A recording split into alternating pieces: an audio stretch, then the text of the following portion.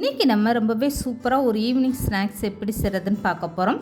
இது வந்து சாப்பிட நல்ல வெளியில் மொறு மொறுனும் உள்ளே வந்து நல்லா சாஃப்டாகவும் அவ்வளோ ஒரு அருமையான டேஸ்ட்டாக இருக்கும். இது செய்கிறதுக்கு தக்காளி, ப்ரெட்டு, கோதுமை மாவு இப்படி சில பொருட்களை பயன்படுத்தி ரொம்பவே டேஸ்ட்டாக செஞ்சிடலாம்.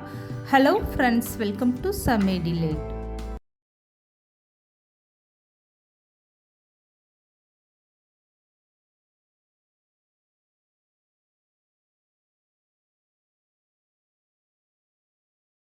இப்போ இந்த ஸ்நாக்ஸ் செய்கிறதுக்காக 4 ப்ரெட் எடுத்துக்கோங்க. இந்த மாதிரி மீடியம் சைஸ் ப்ரெட்டாக. இது கூடவே ஒரு தக்காளி, இந்த மாதிரி நல்ல பெரிய தக்காளியை எடுத்துக்கோங்க. தக்காளி வந்து சிறுசாக இருந்தால் நீங்கள் 2 தக்காளி எடுத்துக்கோங்க. இப்போ இந்த தக்காளியை வந்து நேராக கட் பண்ணிக்கோங்க. இந்த காம்பு பகுதியை மட்டும் கட் பண்ணி தனியாக எடுத்துருங்க. இது வந்து சேர்க்க வேண்டாம்.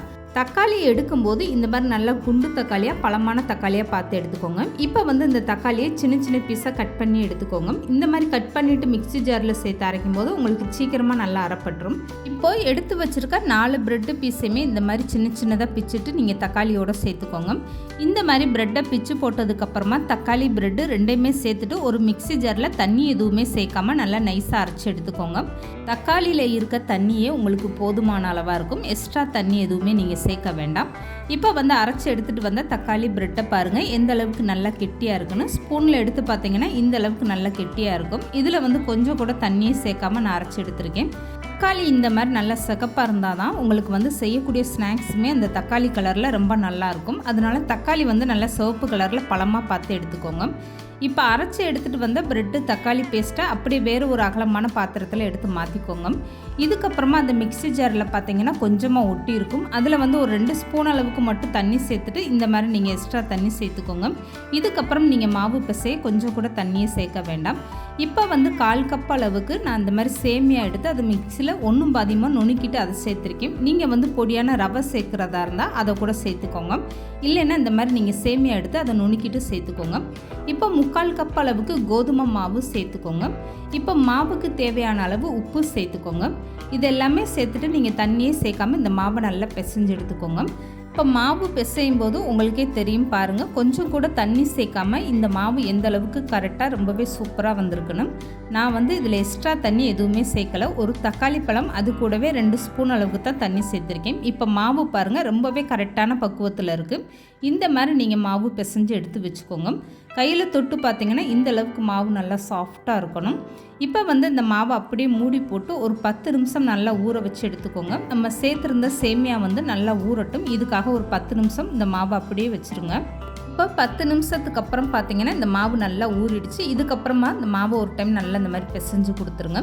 இப்போ இது கூடவே இந்த மாதிரி மீடியம் சைஸ் உருளைக்கிழங்கா 2 வேக வச்சு எடுத்துக்கோங்க. இதுக்கப்புறமா கேரட் துருவல் வச்சு இந்த மாதிரி நல்லா துருவி விட்டுருங்க. உருளைக்கிழங்கு பெருசாக இருந்தால் 1 எடுத்துக்கோங்க. இந்த மாதிரி மீடியம் சைஸ் உருளைக்கிழங்குனா 2 தாராளமாக நீங்கள் எடுத்துக்கோங்க. இப்போ வந்து உருளைக்கிழங்கு எல்லாமே இந்த மாதிரி நல்லா துருவி விட்டாச்சு. இதுக்கப்புறமா மசால் பொடி எல்லாமே சேர்த்துக்கலாம். இப்போ இது கூடவே 1/2 ஸ்பூன் அளவுக்கு காஷ்மீரி சில்லி பவுடர் சேர்த்துக்கோங்க. நார்மல் மிளகாய் தூள் சேர்க்குறீங்கன்னா 1/2 ஸ்பூன் அளவுக்கு மட்டும் சேர்த்துக்கோங்க. அது வந்து நல்லா காரமாக இருக்கும். இப்போ வந்து 1/2 spoon Kashmiri chilli powder, 1/4 spoon அளவுக்கு மஞ்சத்தூள், 1/2 ஸ்பூன் அளவுக்கு கரி மசாலா தூள் சேர்த்துக்கோங்க. இப்போ இது கூடவே 1/2 ஸ்பூன் அளவுக்கு ஜீரகத்தூள் சேர்த்துக்கோங்க. இப்போ 1 ஸ்பூன் அளவுக்கு சாட் மசாலா சேர்த்துக்கோங்க. சாட் மசாலா சேர்த்து செய்யும்போது இந்த ஸ்நாக்ஸ் வந்து சாப்பிட ரொம்பவே அருமையான டேஸ்ட்டாக இருக்கும். இப்போ வந்து இந்த உருளைக்கிழங்கு மசாலா எல்லாமே சேர்த்துட்டு ஒரு டைம் நல்லா கலந்து கொடுத்துருங்க. இந்த மாதிரி நல்லா மிக்ஸ் பண்ணி விட்டதுக்கப்புறமா மாவோடு சேர்த்து ஒரு டைம் நல்லா பிசைஞ்சுக்கோங்க. மாவு பிசையும் போதே நீங்கள் உருளைக்கிழங்கெல்லாம் சேர்த்து பிசைஞ்சு விட்டிங்கன்னா உங்களுக்கு மாவு ரொம்ப தண்ணி விட்ட மாதிரி ஆயிடும். அதனால் மாவு 10 நிமிஷம் நல்லா ஊற வச்சுட்டு அதுக்கப்புறமா இந்த உருளைக்கிழங்கு மசால் பொடி எல்லாமே சேர்த்துக்கோங்க. இப்போ வந்து இது கூட 1 ஸ்பூன் அளவுக்கு சமையல் எண்ணெய் சேர்த்துட்டு இந்த மாவை நல்லா பிசைஞ்சுக்கோங்க. உருளைக்கிழங்கு இந்த மாவு எல்லாமே சேர்ந்து ஒன்றா நல்லா மிக்ஸ் ஆகணும். அந்த அளவுக்கு நல்லா சாஃப்டாக நீங்கள் பிசைஞ்சு எடுத்து வச்சுக்கோங்க.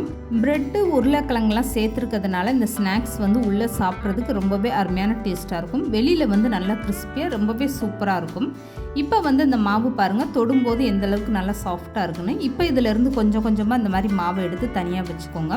இந்த மாதிரி சின்ன சின்ன பாலாக நீங்கள் நல்லா உருட்டி எடுத்து வச்சுக்கோங்க. இப்போ எல்லா மாவும் இந்த மாதிரி நான் சின்ன சின்ன பாலாக உருட்டி எடுத்து வச்சுட்டேன். இந்த மாவு வந்து அப்படியே ஓரமாக வச்சுருங்க. இதுக்கப்புறமா வேறு ஒரு பவுலில் 3 ஸ்பூன் அளவுக்கு கார்ன்ஃப்ளவர் மாவு எடுத்துக்கோங்க. இது கூடவே 4 ஸ்பூன் அளவுக்கு தண்ணி சேர்த்துக்கோங்க. இந்த மாவை நல்லா கலந்து கொடுத்துருங்க. கார்ன்ஃப்ளவர் மாவு நல்லா தண்ணியாக இருக்கணும், கெட்டியாக இல்லாமல் இந்த மாதிரி நல்லா தண்ணி ஊற்றி கலக்கி எடுத்துக்கோங்க. இப்போ நான் ஸ்பூனில் மாவு எடுத்து காட்டுறேன் பாருங்கள், எந்த அளவுக்கு நல்லா தண்ணியாக இருக்குன்னு. இந்த அளவுக்கு உங்களுக்கு தண்ணியாக இருந்தால் தான் இந்த மாவு வந்து உங்களுக்கு அந்த ஸ்நாக்ஸ் மேலே நல்லா ஒட்டி பிடிக்கும். இப்போ பாருங்கள், கையில் எடுக்கும்போது எந்த அளவுக்கு நல்லா தண்ணியாக இருக்குன்னு. இப்போது வேறு ஒரு தட்டில் வெள்ளை எள்ளு எடுத்துக்கோங்க. இந்த எள்ளில் கல் தூசி இல்லாத அளவுக்கு நல்லா க்ளீன் பண்ணிவிட்டு எடுத்து வச்சுக்கோங்க. இப்போ இந்த கார்ன்ஃப்ளவர் மாவு எள்ளு இது ரெண்டுமே இப்படியே வச்சுருங்க. இதுக்கப்புறம் எடுத்து வச்சுருக்க மாவு உருண்டையிலேருந்து ஒரு உருண்டை எடுத்துக்கோங்க. இப்போ இந்த மாவை உள்ளங்கையில் வச்சுட்டு இந்த மாதிரி விரிசல் விழுகாமல் நல்லா தேய்ச்சிக்கோங்க. இதுக்கப்புறம் இந்த முனியில் 2 பகுதியுமே இந்த மாதிரி நல்லா நீளமாக தேய்ச்சிக்கோங்க. நடுப்பகுதி வந்து இந்த மாதிரி நல்லா குண்டாக இருக்கணும். இந்த முனி பகுதி மட்டும் இந்த மாதிரி ஒல்லியாக தேய்ச்சி எடுத்துக்கோங்க. இப்போ இந்த மாவை வந்து அப்படியே கலந்து வச்சுருக்க கார்ன்ஃப்ளவர் மாவில் இந்த மாதிரி நல்லா பரட்டி எடுத்துருங்க. இதுக்கப்புறம் இந்த மாவை அப்படியே எள்ளில் சேர்த்துட்டு ஒரு டைம் நல்லா பரட்டி எடுத்துக்கோங்க. எள்ளு வந்து எல்லா பகுதியிலையும் படுற மாதிரி கை வச்சு இந்த மாதிரி எல்லா பக்கமும் தூவி விட்டுருங்க. இப்போ பாருங்கள், பார்க்கும்போது எவ்வளோ சூப்பராக இருக்குன்னு. கார்ன்ஃப்ளவர் மாவு சேர்த்துருக்கிறதுனால உங்களுக்கு இந்த எள்ளு வந்து நல்லா ஈஸியாக ஒட்டி பிடிச்சிக்கிறோம். இப்போ பாருங்கள், ரொம்பவே சூப்பராக இந்த ஸ்நாக்ஸ் முழுவதுமே நல்லா எள்ளு ஒட்டி பிடிச்சிருக்கு. இதை வந்து உள்ளங்கையில் வச்சுட்டு இந்த மாதிரி கத்தி வச்சுக்கோங்க. நடு பகுதியில் இந்த மாதிரி லேசாக வந்து ஒரு கீறல் போடுங்க. ரொம்ப ஆழமாக நீங்கள் கீறக்கூடாது. இந்த மாதிரி மேலோட்டமாக லேசாக ஒரு கீறல் நடுப்பகுதியில் மட்டும் இந்த மாதிரி போட்டு எடுத்துக்கோங்க. இந்த மாவு முழுவதுமே நீங்கள் கீற வேண்டாம். இந்த மாதிரி நீங்கள் மாவில் கத்தி வச்சு கீறல் போடும்போது இது வந்து பார்க்க ஒரு டிசைனாகவும் நல்லாயிருக்கும். உள்ளே இருக்கக்கூடிய மாவெல்லாம் ஈஸியாக வெந்து வர்றதுக்கும் இது வந்து ரொம்பவே சூப்பராக இருக்கும். இப்போ வந்து மீதம் இருக்கக்கூடிய எல்லா மாவையும் இந்த மாதிரி நீங்கள் தயார் பண்ணி ஒரு தட்டில் எடுத்து வச்சுக்கோங்க. இதுக்கப்புறமா இந்த ஸ்நாக்ஸ் எப்படி பொரிச்சு எடுக்கிறதுன்னு பார்க்கலாம். இப்போ இந்த ஸ்நாக்ஸ் பொரிச்சு எடுக்க இந்த மாதிரி அகலமான பாத்திரத்தில் எண்ணெய் சேர்த்துக்கோங்க. எண்ணெய் வந்து நல்லா சூடாக இருக்கணும். அப்போ தான் உங்களுக்கு போட்டதுமே இந்த மாதிரி நல்லா பொரிஞ்சு வரும். இப்போ போடும்போது உங்களுக்கே தெரியும் பாருங்கள், எந்த அளவுக்கு எண்ணெய் நல்லா சூடாக இருக்கணும். இந்த மாதிரி எண்ணெயை நல்லா சூடு பண்ணிவிட்டு ஒவ்வொன்றா இந்த மாதிரி நீங்கள் தள்ளி தள்ளி சேர்த்துக்கோங்க. எண்ணெயில் நீங்கள் மாவு சேர்த்ததும் உடனே பரட்டி விட வேண்டாம். ஒரு 5 நிமிஷம் வந்து நீங்கள் ஸ்டவ்வை மீடியமாக வச்சுட்டு அப்படியே வேக வச்சுருங்க. அதுக்கப்புறமா கரண்டி போட்டு நீங்கள் இந்த மாதிரி நல்லா திருப்பி விடுங்க. இந்த ஸ்நாக்ஸை பொரிச்சு எடுக்கிற வரைக்கும் ஸ்டவ்வை மீடியமாக வச்சுட்டு பொரிச்சு எடுத்துக்கோங்க. இந்த எண்ணெயில் எண்ணெயில் உதிராமல் ரொம்பவே சூப்பராக எந்த அளவுக்கு வந்திருக்கு பாருங்கள். இப்போ எண்ணெயில் இருக்க சலசலப்பெல்லாம் அடங்கிட்டு இந்த ஸ்நாக்ஸ் வந்து ரொம்பவே சூப்பராக வெந்து வந்துருச்சு. இதுக்கப்புறம் எண்ணெயை வடிச்சிட்டு இந்த ஸ்நாக்ஸை வெளியே எடுத்து வச்சுருங்க. அவ்வளோதாங்க. இதுக்கப்புறமா மீதம் இருக்கக்கூடிய எல்லா மாவையும் இதே மாதிரி நீங்கள் போட்டு பொரிச்சு எடுத்துக்கோங்க. இந்த ஸ்நாக்ஸை கடைசி வரைக்கும் நீங்கள் ஸ்டவ்வை மீடியமாக வச்சுட்டு பொரிச்சு எடுத்துக்கோங்க. அப்போ தான் உங்களுக்கு நல்லா கிறிஸ்பியாக இருக்கும். இந்த ஸ்நாக்ஸ் நீங்கள் சூடோடு சாப்பிடும்போது உங்களுக்கு வந்து அவ்வளோ கிறிஸ்பியாக தெரியாது. கொஞ்சம் ஆற வச்சுட்டு நீங்கள் அதுக்கப்புறமா சாப்பிட்டு பாருங்கள். இந்த எள்ளெல்லாம் வந்து நல்லா மொறுன்னு வெந்துட்டு ரொம்பவே சூப்பராக இருக்கும். தக்காளி ப்ரெட்டை வச்சு இந்த மாதிரி ஒரு ஸ்நாக்ஸ் கண்டிப்பாக நீங்களும் ட்ரை பண்ணி பாருங்கள். இந்த வீடியோ பிடிச்சிருந்தா லைக் பண்ணுங்கள், ஷேர் பண்ணுங்கள். மறக்காமல் சமையல் டிலேட் சேனலை சப்ஸ்கிரைப் பண்ணுங்கள்.